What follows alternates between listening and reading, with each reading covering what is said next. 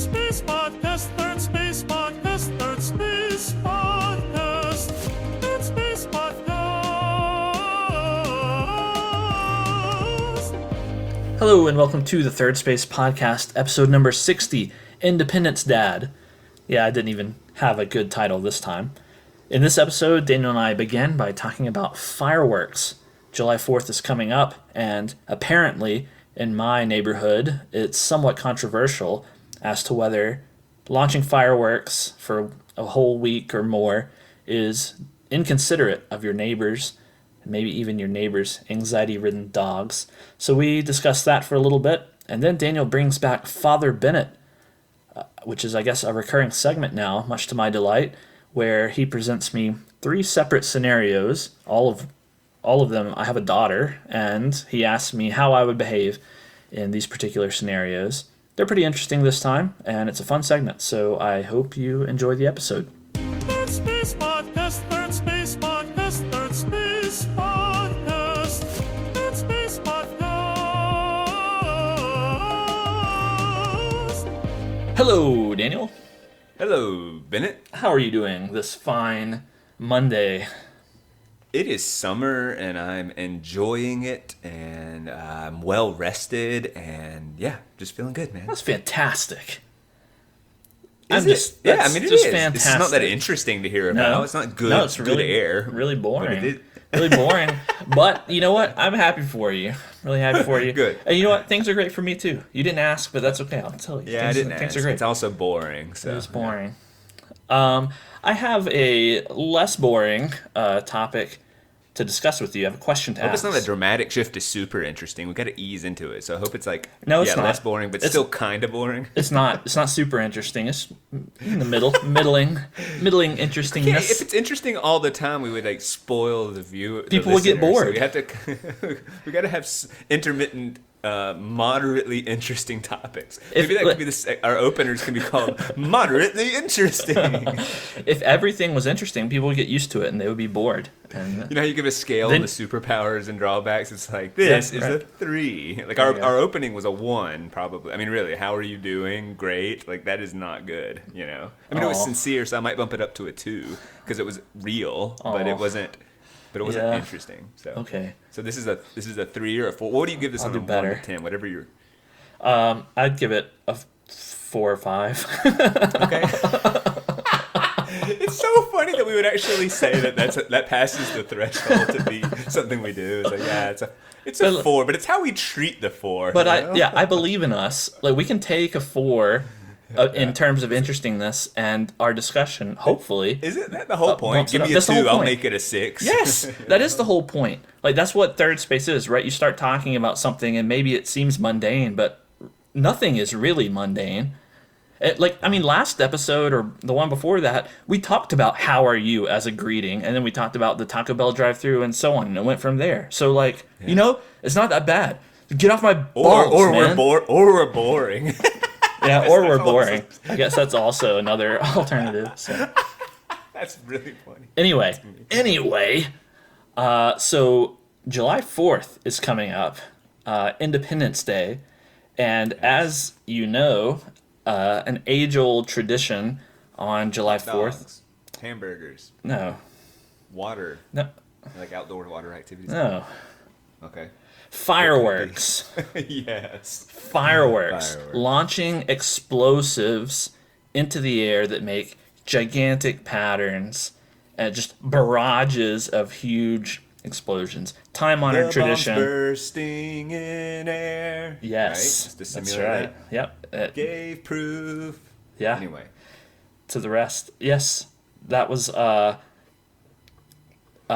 Fireworks are a coming, and actually they're already here. So in the town in which I live, people love their fireworks, man, and so we've already had.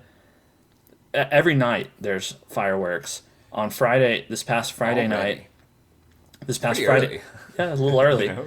But this past Friday, there was a huge fireworks display in the park near me, like 10 p.m. An event. This wasn't just some guy in his yard, right? This was an event, huge, big fireworks display. And then on July 4th, there's a mega fireworks show across town. People travel from all around. Last year, there were 250,000 people at this fireworks show. Whoa. And that's So it's not just like the best in town, it's the best in several towns. it's the best in several states. Okay. Anyway, there were a ton of people there. That's going to be a big show. But then aside from these events, there are also normal Joe schmoes who as soon Pick as up a pack from Walmart with various things. it's such an industry here that you had the fireworks companies or whatever come in and set up tents and people stock up on their fireworks at the end of You June. occasionally see that out of every big city, but you're in a small city, so it's like and if you have several, like you're saying that the people you live near are disproportionately interested in fireworks. Oh, they love the fireworks, and so you do have your regular dudes. Uncle Jimmy. This year he got the cannon or whatever, and he sets up in his yard and launches fireworks. And so there are just tons of fireworks going off in the evenings. Last year it was really interesting. I sat on my apartment balcony on, I don't know, it was like July 3rd or 2nd, or it wasn't on July 4th, but I could sit there and just the view that I have in like 4 or 5 different spots on the horizon, there were just fireworks going. And it was like, man, this is kind of interesting, kind of cool. But there's controversy in my town about fireworks. I'm not a fan of social media and I don't use it. However, I do keep tabs on one little local group on Facebook just for my town to just see what all events are going on, what new restaurants there are, and that sort of thing. It's like a town-wide thing. And there are thousands of people in this group. But I happen to be looking for the events about the upcoming July 4th fireworks show, and there was a post from your typical soccer mom or whatever saying like dog that lover. She something. really wished that people would be more considerate with fireworks because she has some poor dogs with anxiety, and the fireworks It's always about the really dogs. That's like a upset big them. thing.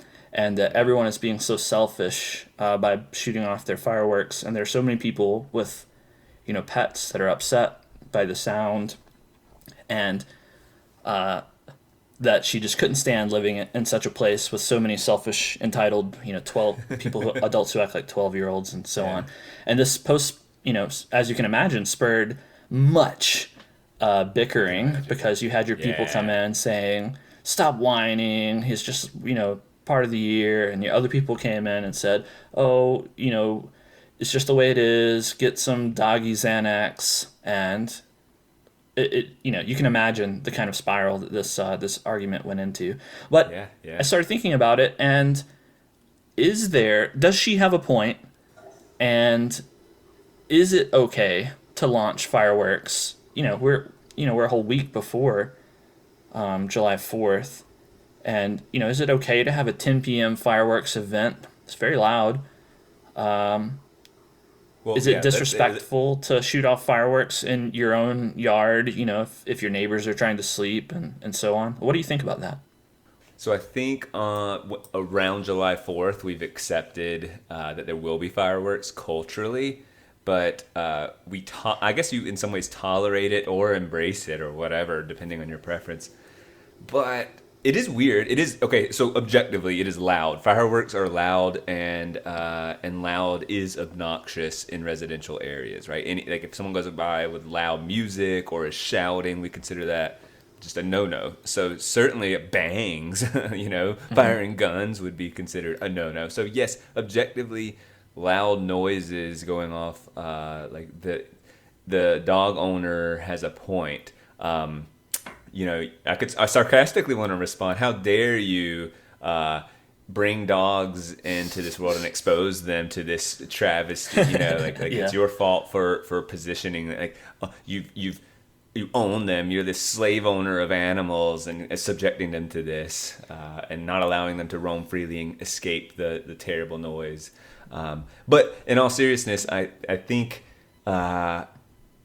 it is loud and it is obnoxious, and we culturally have embraced and tolerated it for a little bit.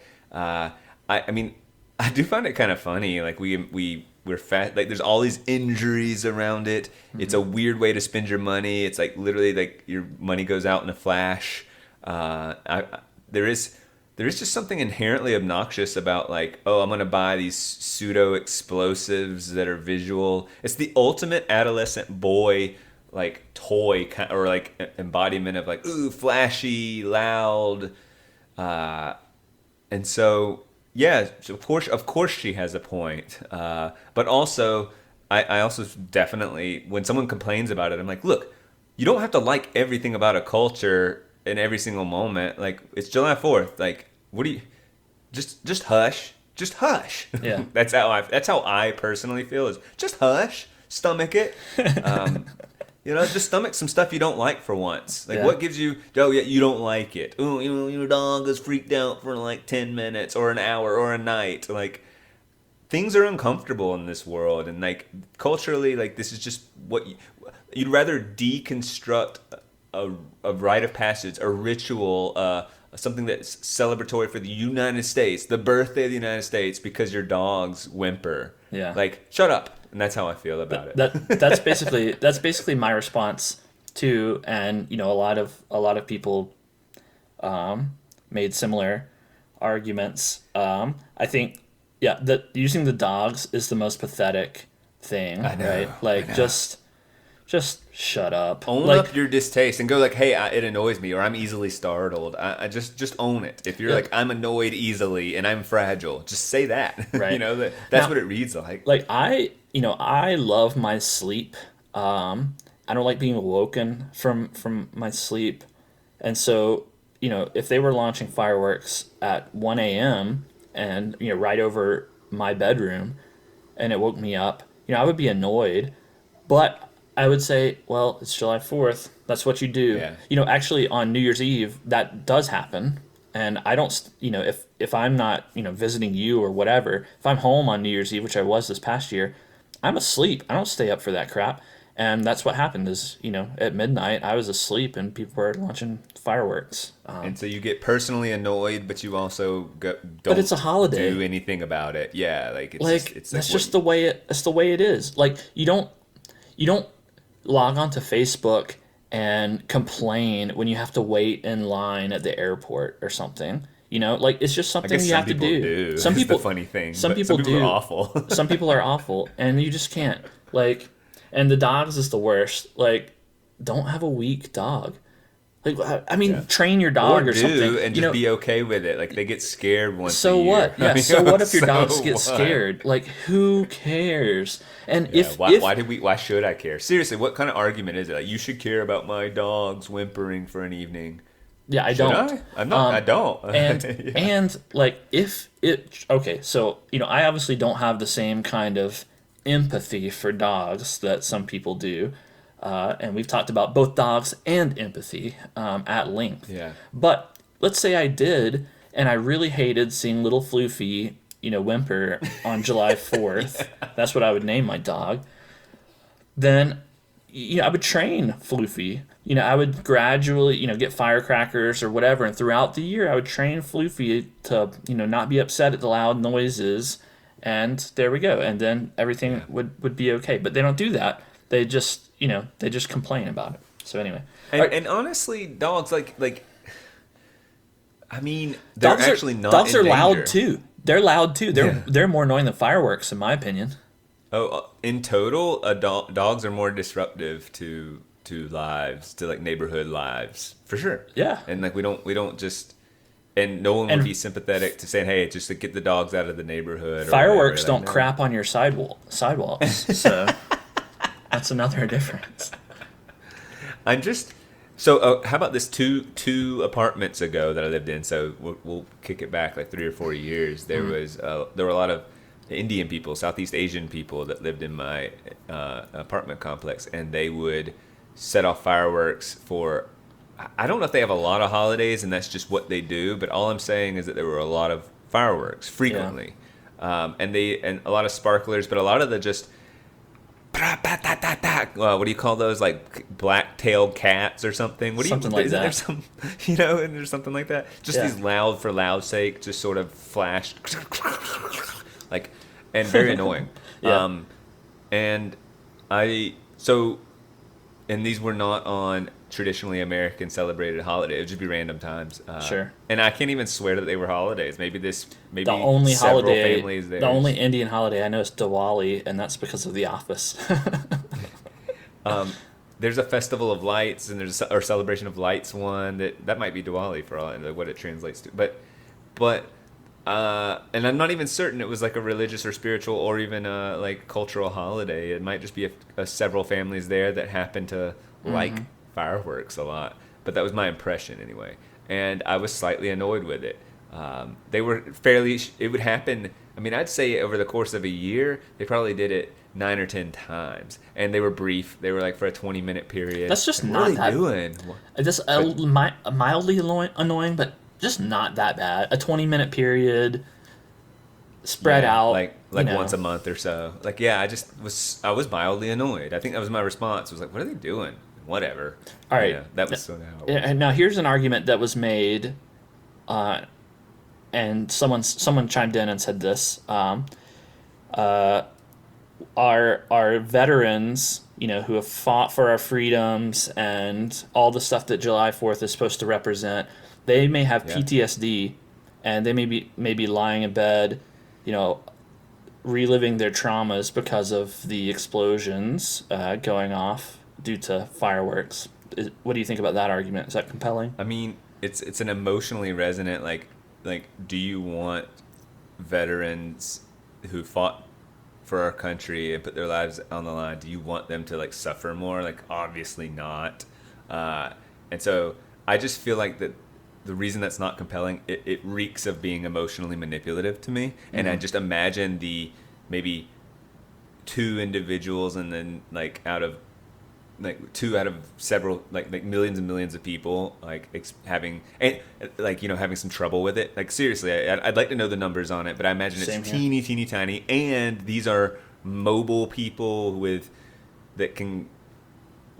I mean, what I mean is like they're human beings that can go to somewhere, like go camping that weekend way away if they wear some earplugs, just wear earplugs. Like, it's not. So it's not a convincing argument at all. And in fact, it feels disingenuous. I agree. That was it's something to consider. It's interesting. Sure. You hear it and you go, oh, yeah, I didn't consider that. That's good. Now that I've thought about it, not worth considering is how once you do the math on it. To me, it screams of virtue signaling, essentially. Stealing someone else's victim status or whatever and fighting on their behalf. Yeah. Even if they may, if a veteran steps up and complains and they actually say, hey, I have PTSD, this really bothers me, whatever, okay, then maybe I'll listen to that a little more. But if it's soccer mom Sally, saying, excuse me, there might be veterans that live on our block, then okay, I'm not going to listen to you. We live in a multifaceted society. If I say, hey, I'm throwing an event, you could say there are human beings that can be upset by. I mean, you can conjure up all sorts of wacky ways to be offended. Excuse me, there might be people with peanut allergies around. You can't be having peanut butter in this neighborhood, mister. Right. Yeah, all of that stand, like, that's what it essentially boils down to, that argument, because it just feels like, all right, and quit suggesting they are so fragile. They might have a lot of issues. Like, having PTSD is terrible, but like then they'll wear earplugs and they will adjust accordingly. They're not are as far as I know, a lot of veterans aren't demanding we stop doing fireworks. No, I do not think so. Yeah. That's all I had to say about fireworks. Okay, same here. I want to do another Father Bennett. Oh, great! Excellent. Father Bennett, he's a dad. I'm not a dad, but I like the jingle, specialty jingle. Yeah, in this scenario, you could be, you are a dad. Okay. Just to recap the rules, and I'm just giving you a scenario, and you, as a Bennett, the dad, will give your fatherly sage wisdom. I hypothetically respond in the way that I would if I were a dad. I give dad advice, essentially. Yeah. In these situations. Okay. Yeah. All right. How would you parent this, or how would you respond to this situation? Lay it on me. So, time to put my kids up for adoption. You got a 12-year-old daughter. No, I don't. It's This wouldn't happen. I can tell you. I can start off right now. This wouldn't happen. I would have a son. Just kidding. Go ahead. It's a regular Friday night. It's a Friday evening, and the family is about to drive to the regular Friday night dinner spot. It's just what you do. It's the regular Applebee's, routine. baby. You're pretty excited about Applebee's and baby back ribs, That's Chili's. And oh yeah, that wasn't even intentional. And the daughter, you're starting to get into the minivan, I guess, whatever. And and your daughter says, I just got a bad feeling. I feel like we shouldn't go. Oh. And you and your wife are like, well, what do you like? We've been here a ton of times. Like, what are you saying? And you get curious, Yeah. and then the more you're asking, the more adamant she becomes that like we just really need to stay home. She has like almost an urgency about it. She's like, I can't explain it, but we just really shouldn't go. Oh, okay. What do you do? All right. So, is she otherwise a normal little girl? Yes. Okay, I ignore her. And I say, we're going to Applebee's anyway. I mean, that's really, there's nothing else to it. Like, it might unsettle me a little bit and be like, oh, you're acting really weird. Yeah, What? because it feels a little mystical, possibly. Like, is she tapping into some energy that could suggest they're going to have a wreck or there's a bad thing? Yeah, sure. I mean, people have those, premonition feelings all the time, but there's, like, maybe someone has a. All right, I'm going to try to give the most credit I can to this. Maybe some people have these sort of premonition feelings, these ominous feelings of impending doom. And in the most generous case, it's because, they intuitively piece together some data that they're receiving and, it hasn't made itself conscious to them. They haven't consciously reflected on it, but subconsciously they've kind of put it together and they've got the sense that something bad is about to happen. Yeah. And that can happen. That can be valid, if they're receiving the appropriate signals and, if they're cognitively developed enough to make their, prediction and all of that. But this is a sophisticated analysis of it, even subconsciously. right. Yeah. But this is my 12-year-old daughter, and we're just going to eat at Applebee's. Like, what data could she be piecing together here to get this premonition? And it's a very vague premonition. She just says, I don't have a bad feeling about this. I don't think we should go. Okay, well, what is your bad feeling about? Is it about the food at Applebee's? Because last time when your stomach got upset, it probably wasn't because of the food. The food is, pretty good there, actually. Or is it the car? Do you think we're going to get in a car accident? Like, what's the root asking of this these problem? explicit questions? I may, as we're driving to Applebee's. Like, we're not diverting our path in any way, but out of curiosity, I may indulge and say, what does it feel like? Like, what do you think is going to happen? How can we know it's true? I might even use it as a teaching exercise to say, okay, well, how can we test whether there's actually something underneath this feeling that you're having? Yeah. And try to get towards an answer. But yeah, I'm hungry, so we're not we're not changing our path here. What if you suspect it's the same scenario exactly, but your intuition, your gut is not that she has a weird premonition, but your gut tells you there's something she doesn't want to articulate. For instance, the group of mean girls will also be there because she just happens to know via social media or whatever. It is a popular hangout spot. Yeah, it's like the Friday night spot, and she's just. Or she had, just some unforeseen teenage drama that this makes her really, but it's not. Perhaps it's a little more serious than you, because she's not the kind to be super dramatic. She's just normal 12-year-old girl, which I guess can be super dramatic. But right. So the point is, she's like really like something's really uncomfortable about the scenario, and she just doesn't want to go, and she doesn't want to say, and she just really wants to stay home. Like, and that's your gut instead of she's being weirdly mystical here. Right. So if if instead of saying I have a really bad feeling about this, I just don't think we should go, that that leads me down the mystical path, and I ignore that. But if it was, Dad, I really don't want to go. Like, can we eat somewhere else? Can we just go to a different place?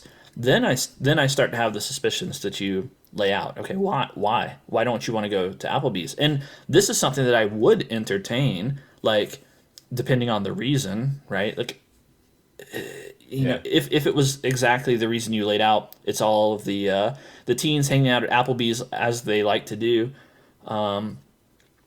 then depending on lots of context and specifics, I could go one of two ways. I could say, listen, this is our family outing, and this is what we do, and you need to learn to be resilient and not be influenced by bullies or whatever. Or I could say, okay, well, do you want to go somewhere else, and be open to that depending on the situation. So let's say she's not being forthcoming. She's just like, look, Dad, I really don't want to talk about it. Just just trust me. That's not good don't enough. want to go. That's not good enough. Okay. Yeah. Sorry. If you want to change the course of our family dinner and you say I don't want to talk about it, well, that's not good enough. If you want to change the course of our family dinner, you have to talk about it. Sorry. Yeah. That's an interesting take. I don't know what I think about that. Like, it makes sense if you want some shift in outcome, you have to justify that, and you're saying it's not enough justification just to say please and trust me here. I don't No. Yeah. And I'm just trying to think, what if they're 18 and do that? Are you more likely to say, okay, yeah, you're 18, so I do trust you a little more? And they have a good head on their shoulders and stuff like that. They've come home to visit from college. All life seems to be good. Yeah, I'm more likely, but still unlikely. Like in order for this thing to be reasonable, it presumes that there's some information you can't share with your own father, right? Which I don't like. What information would that be?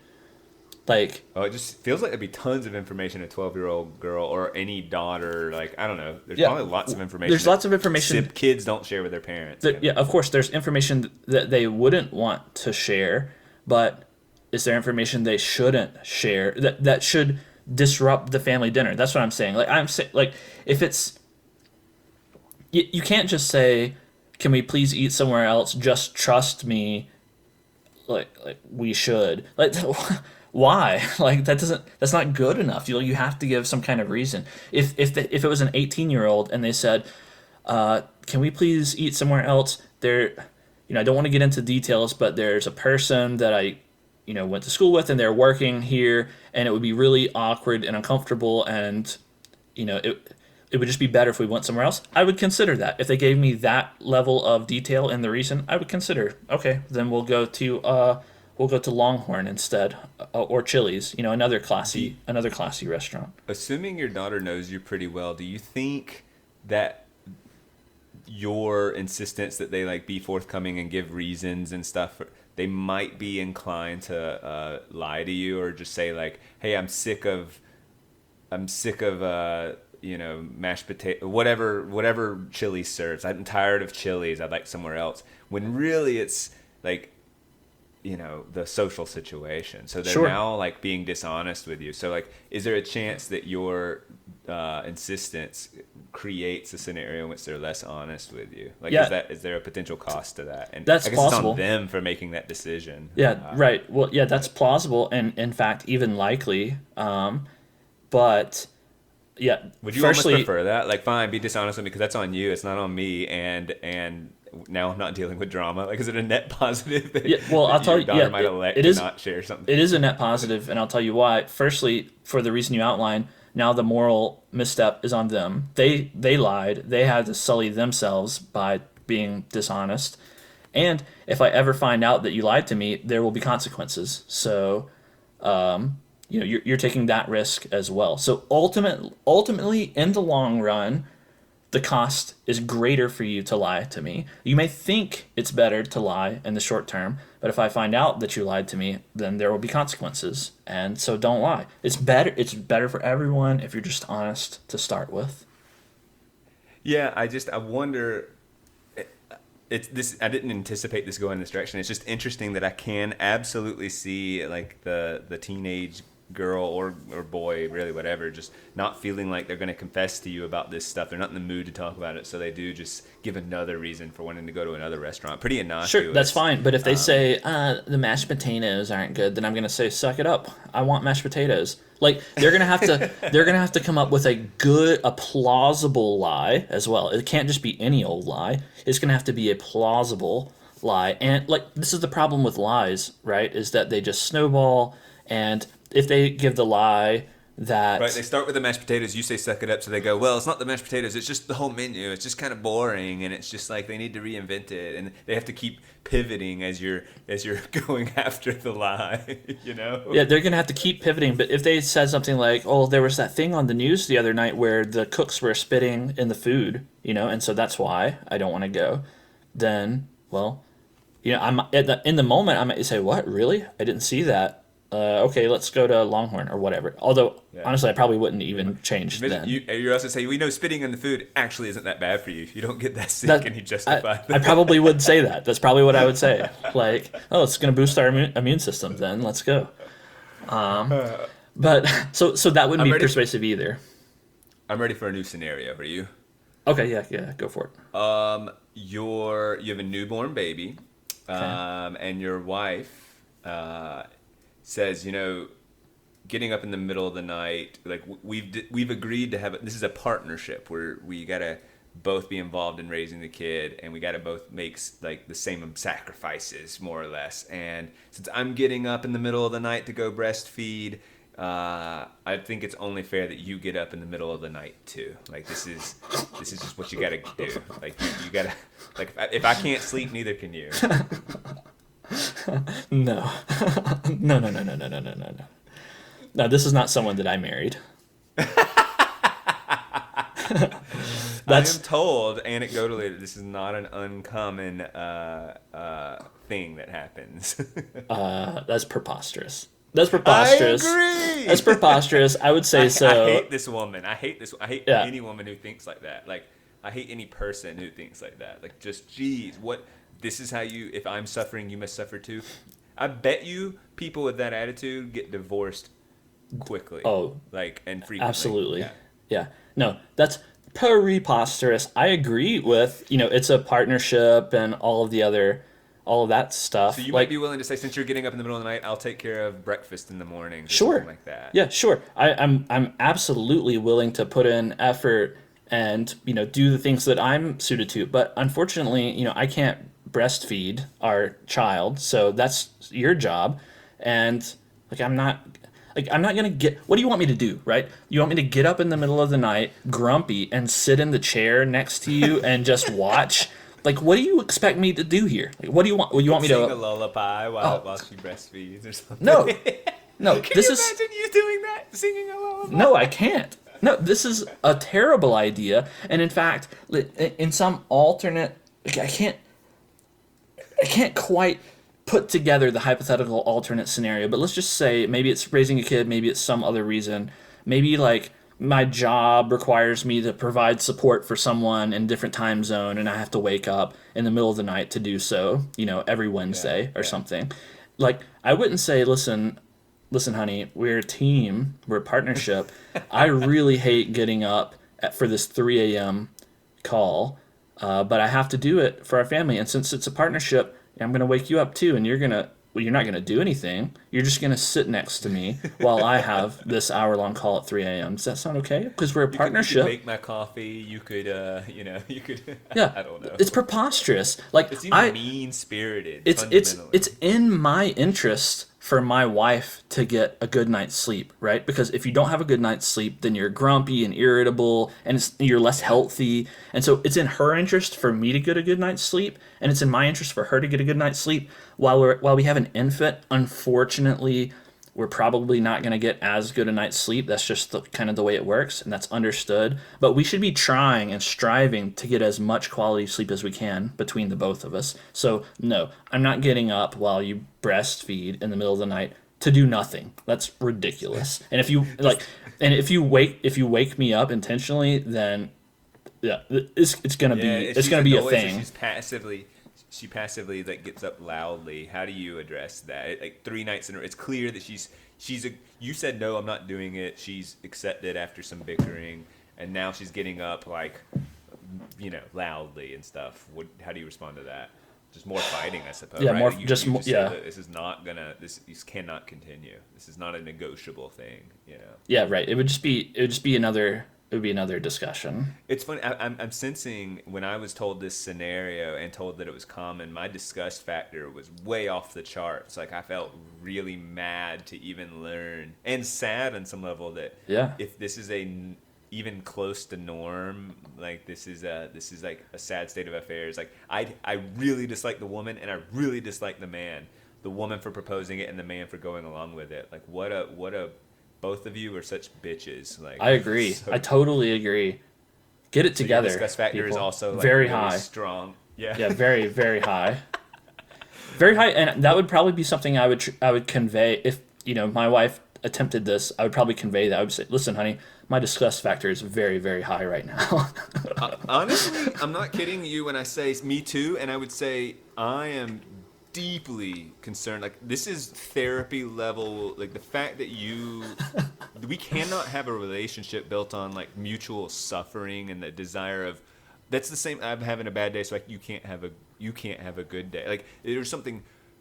Yeah, I think fundamentally flawed about that outlook. I mean, I joked about this, and I said this would not be someone I would have married, but that's actually how I feel. Like this is a thing. Obviously, not the specific instance of getting up for a child, but the feeling of reciprocity, the desire for your partner to do well and caring for them more than you care about yourself. That's the kind of thing that I would have tried to hash out, obviously, before getting married. Yes. You're not lying when you say like your wife would not ask that question. No. Yeah, and the wife that does ask that question, like, is in a miserable marriage, and the man that says yes to that is not a man at all. Yes. Like that's how strongly I feel about it too. Okay, I'm glad we're on the same page. We're on the same page. Dad, I'm a vegetarian, and I'd like us as a family to be considerate of that when we eat from now on. And just so you know, I am more than willing to cook at any time. How old? Old enough to, let's just say 14, and you do believe that offer is sincere. They would not just like. We'll just go with a girl. Seems more likely. It's a 14-year-old girl, and is a good cook, and would be willing to cook. Like that's not a false offer. So, my first response, I wouldn't immediately say no. I would say, "Oh, a vegetarian? Why?" I would ask. I'd be like, "Oh, why do you want to be a vegetarian?" So what would she say? She gives a surprisingly well-researched, or not well-researched, but surprisingly, she has reasons. She saw a few documentaries. She spouts some talking points about health and about, but more than health, the ethical component of like consuming of animals. And the point is, the overall is that she seems, it's not complete idiocy. Like, I don't know, there's this trend on TikTok and I'd like to just do that. It seems to be like, she's experimenting with identity and seems to be interested in doing research, and this is something she's interested in. Yeah, so this may surprise you. I actually don't have a problem. I don't have a problem with that, but I would have to make it very clear that, okay, I'm going to continue to eat my ribeyes on a weekly basis, and the rest of the family, we're going to keep eating our normal meals. We're not going to, maybe once in a while, if you have a really good vegetarian recipe and it sounds appetizing to all of us, maybe we'll even try it once and you won't have to cook a separate meal. You can cook for all of us, and that'll be fine.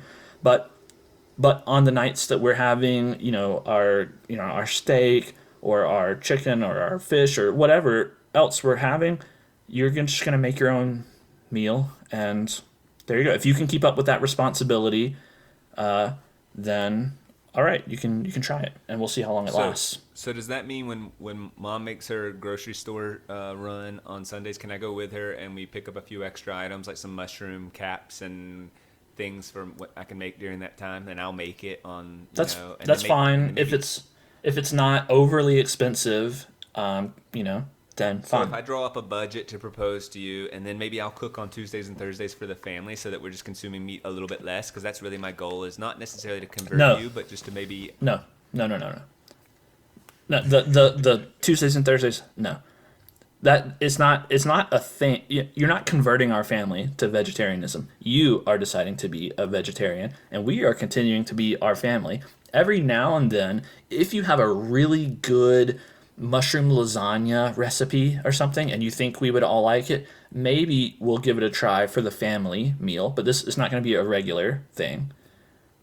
So I can't cook like a weekly meal for the family that's just a vegetarian meal. Like I can't like own a day of the week. No. Or 2 days of the week. No.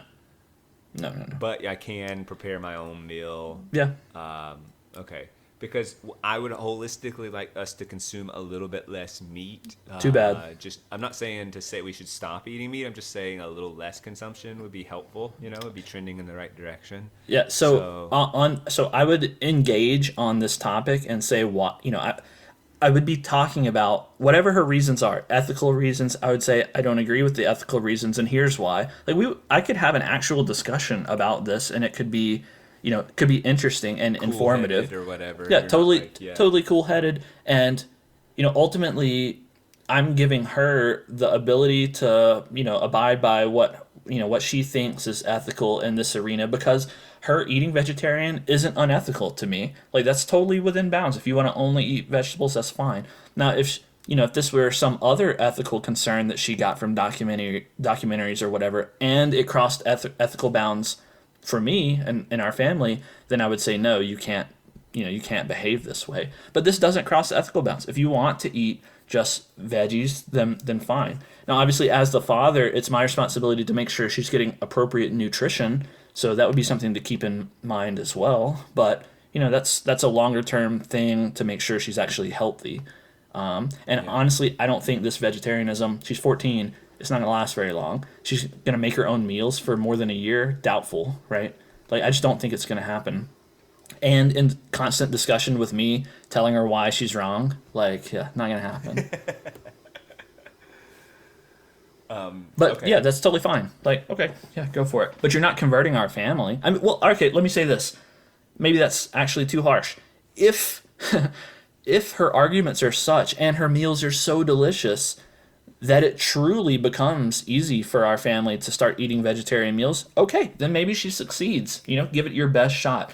But I just highly doubt that, your quinoa is ever going to overcome my, my T-bone. It's just not going to happen. Okay, so let's say, though, the arrangement's working out fairly, and she just seems to truly be passionate about it, and then you do a family movie night, every once in a while, and sometimes it's her turn to choose the movie, and she wants to watch some meat is murder documentary thing. It's her turn to choose. Are you gonna? And she just basically never relents on like that ongoing discussion. And would you just say, yeah, I don't mind that. You'd stomach it for the night, or that whatever? That doesn't bother me. If that's our family arrangement, that we take turns choosing the movie, and she wants to watch that, that's fine. I don't again, as long as it doesn't cross ethical bounds for me, I don't mind having a hard-headed kid who has an opinion on something. This is something that I could discuss in a very cool-headed way, and it doesn't bother me. You're not worried about her, No, yeah, I'm not concerned about this one. There are other potential issues that would concern me and cause more grief, but this one not really. If she wants to watch The Meat is Murder, that's fine. I would probably enjoy watching it because I could nitpick, and it would make the discussion more rich. So yeah, I don't have a problem with that. Okay, another scenario. Okay. I'll say daughter again because I don't know, it just seems to be more interesting most of the time. So, good grades, high school, senior year. The plan has kind of always been to go to college. She's just got a good head on her shoulders. All the reports suggest model student. Just good all around. And she gets into a reputable university, and she decides she would like. And you've even said, yeah, I'm willing to pay as long as your grades are reasonable, and I'd rather you get out debt free. And this is a gift I'm willing to give you. Is that fair to say you could go that direction if you can't? Like you might not, but you okay. So all that's aligned, and then she says, Dad, I've decided I want to major in gender studies. I'd like to minor in art, by the way. Not because I think I'm gonna like make any money, but I like art. Why not go ahead and get it as my minor? But gender studies, I think, is gonna give me good critical thinking skills about, and kind of be applicable to a vast array of in the workforce kind of thing. So I'd like to do gender studies. No. So, all right. Like, we would have already had this, this discussion would have already happened. Yeah, wouldn't it drop down you on a senior year as you're going to college kind of thing? Probably not. Anyway. Yeah, so I already have, like, I'm not going to say I'm anti-college, but if I had a kid of this age that was really bright, I would be really pressing her to examine other things to do after graduation than go to college. Especially, some I don't know. It depends on what her interests are and talents and all of that stuff. But I think that there are many other ways to apprenticeship type things, apprenticeships. Google will give you like an education, won't they? Like something like that. Something like that. Again, it really depends. Yeah, I might. It depends on her interests. I might not suggest this for a daughter, but for a son, being an electrician or a plumber or something along those lines, you can make tons of money that way, and you don't need a degree. And college is such a waste of money. Now, for this daughter, if she really wanted to go to college and that's what she was pursuing, we would have been having conversations about college all along the way, and it would just be very clear that if you want me to pay for college, then you have to show me, give me some reason to believe that your education is going to be worth all of this money. So you're going to be in STEM, engineering, science. You need to know, you're going to need to have an idea of what your desired career path is, and no one has a career in gender studies that's legitimate. So that's not a legitimate path. In fact, almost any humanities degree, I'm going to say, that's not a good idea. Probably should think about something else. I'm not going to pay for that. Like, even if she wanted her degree in literature, I'd probably be saying, no, I don't think that's worth it. Now, if she gets a scholarship, then okay, if I don't have to pay for it and she wants to pursue, literature or something, all right, well, go for it. But okay, if she says this is important enough, I'm gonna pay. I get it. You won't pay for it anymore. Would you try to discourage her from gender studies? Yes, I would try to discourage her from gender studies, because would you try to discourage her from literature. Probably, but not as strongly. Yeah. One concerns you potentially morally, and one. Well, gender studies is worthless. It's anti-worth. It will actually harm you to learn gender studies. To learn literature, it's not worthless. There's value there. The odds of getting a good career afterwards are just lower. That's all. So it's a pragmatic sort of thing. It might not get you more money, but it might help you wrestle with ideas that lead to happiness, fulfillment. Sure, that's that's valuable. Let me try to be clear. I don't think that humanities degrees are without value. I think they do have value, and you do learn things. The question is, what is the value? Is it worth tens of thousands of dollars, potentially hundreds of thousands of dollars, to gain that, given the current state of education? No, definitely not.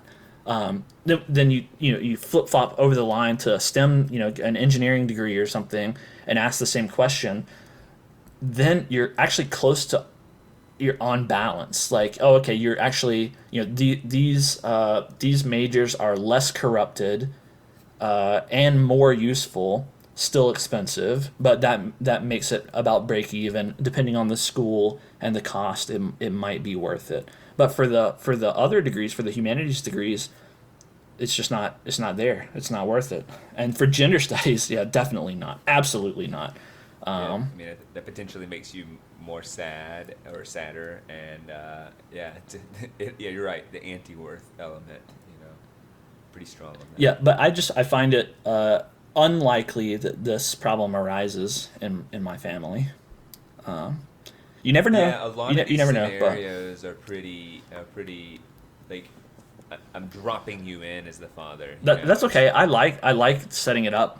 I like that. I like to think about these ridiculous issues too. So I don't mind you dropping me into those, even if it is a little unlikely. Yeah, yeah.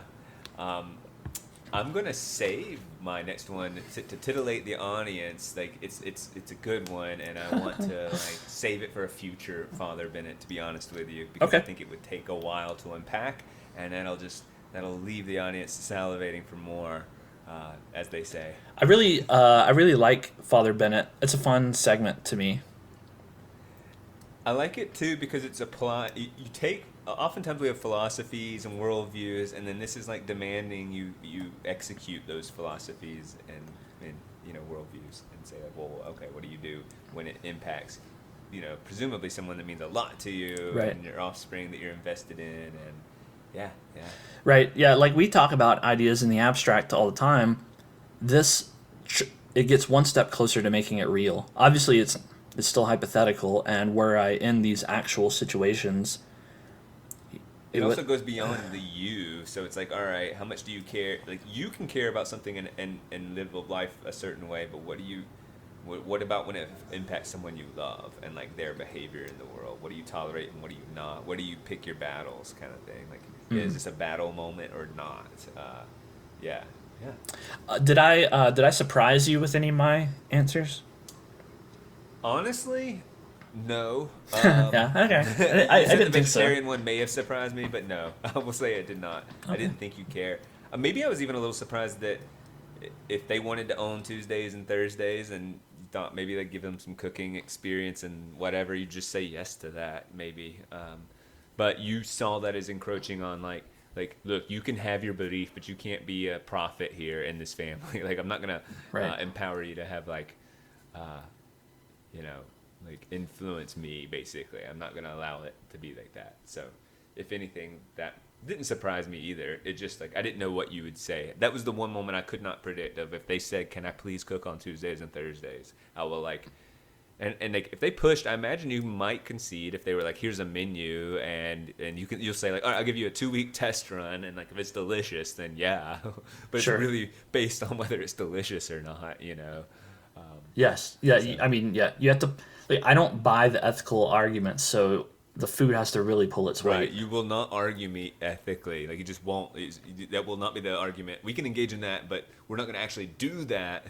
We're not going to change our behaviors. We can argue about the ethical stuff and be interested in it, but you better make me some tasty food if I'm going to How eat how Tuesdays and would Thursdays. how would you respond? How does Father Daniel respond? I think I say to them, go for it. Yes. Yeah, here's the budget. So you can, like, I give them some sort of grocery budget for it. And like that was on the spot coming up with, like, yeah, so you're going to go, like, I'm going to make them own it in some way. So not only, like, if you want to do this vegetarian thing, you are going to the grocery store when I go or when your mom goes or whenever we do the shopping, you're coming and you're picking it out and you're preparing. Like, yes, if you're What do invested you, in it, you got to be invested in it. what if And your daughter already had an allowance of whatever amount? I don't even know what's appropriate right now.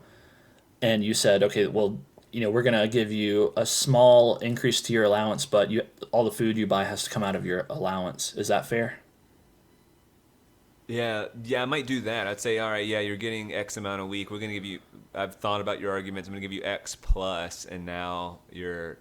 So if you want to dip into your normal allowance, you can. Because yeah, that'd be an interesting thing. Are you willing to sacrifice for your values? Right. So Because let's make some it some of let's this make it food simple. You get can be 20 bucks. costly. Yeah, exactly. And like we're not gonna do a major overhaul of grocery investments, but we're willing to do like an extra little bit. So if your allowance was $20, I don't know it seems like a low amount, but like if it's $20 instead, we're gonna give you 30, Yeah. and Yeah. we'll What see I would happens. do is I already keep track of my grocery budget and everything. So I would just however big my family is, divide it up, figure out how much we have been up to this point spending on her for food, and say, okay, well, here's the amount. You'll still get this amount to spend on food, in addition to your allowance. And if you can support your vegetarian diet on that amount of money, then okay, go for it. I also would say that I'm I'd say, look, you need to know your audience when you make arguments. So because I think a lot of my parenting would be about how to know your audience and make arguments. That would be a big component. So I would say, for me, it's not about the ethical stuff. It's about the health stuff. I am interested in being healthy, and I'm vaguely aware of that we overconsume meats, and I don't know how true or not true that is. So go find your arguments and talk to me about health and convince me that way.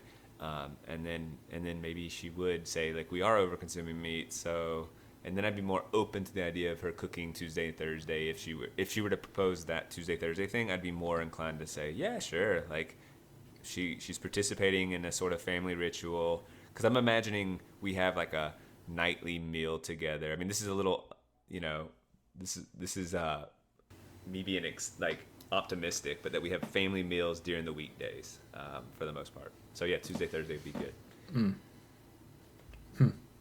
So yeah, I would just be like, I'd be amenable to it for sure. But I wouldn't just be like, yeah, since you're going through this phase, we're all going to become vegetarians. Would certainly not be the case. So. Interesting. I liked it. That was fun. All right, man. Goodbye. Goodbye. The The end.